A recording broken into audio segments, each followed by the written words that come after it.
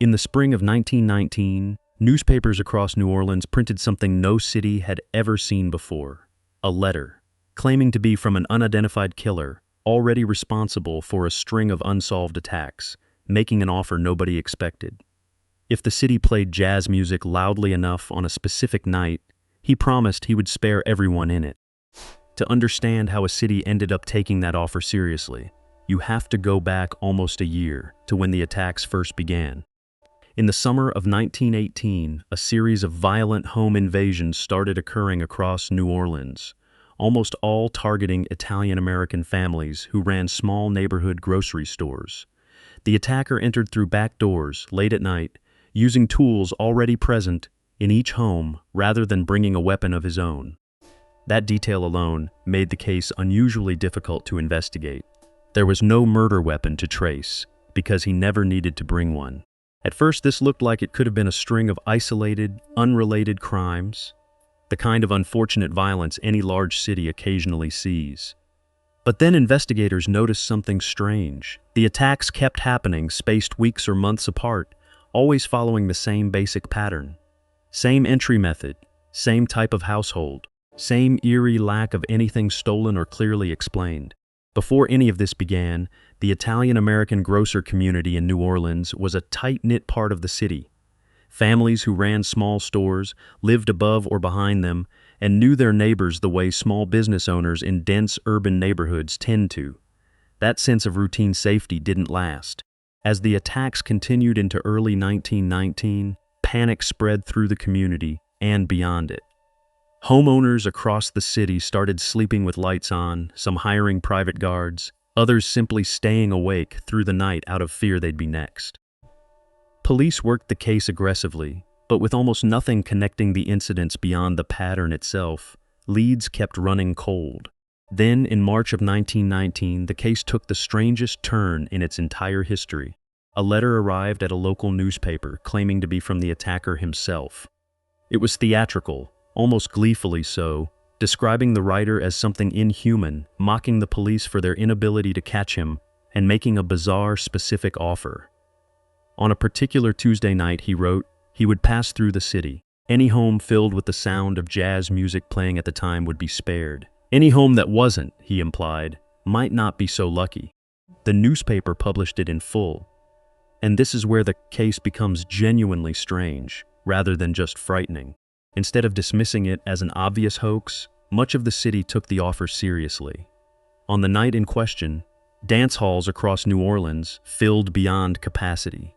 Bands were booked for private homes that had never hired live music before.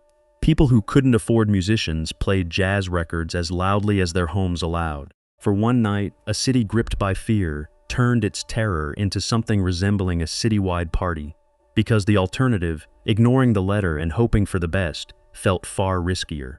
No attack was reported that night. Whether that was because the letter writer kept his word, because the timing was coincidental, or because the letter was never from the real killer at all, nobody could say for certain. And that uncertainty became its own part of the legend. But that's not where the case ended. Attacks connected to the same pattern continued later in 1919, months after the jazz night had passed into local legend.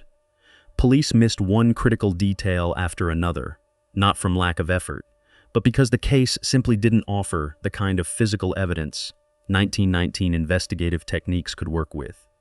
No consistent weapon, no reliable witness description, no motive that tied the victims together beyond their shared background as grocers. Then, as suddenly as the pattern had started, the attacks connected to the case stopped.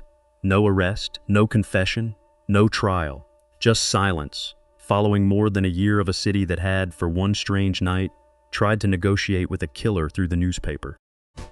Here's where the case becomes genuinely fascinating, rather than just tragic. Many historians who've studied the case believe the famous letter may not have come from the actual attacker at all, that it could have been written by a journalist or an opportunist looking to capitalize on city-ward fear, in an era when newspapers had every incentive to keep a terrifying story in print. If that's true, it means the single most famous piece of evidence in the entire case might not be evidence at all. That's the psychological core of this mystery.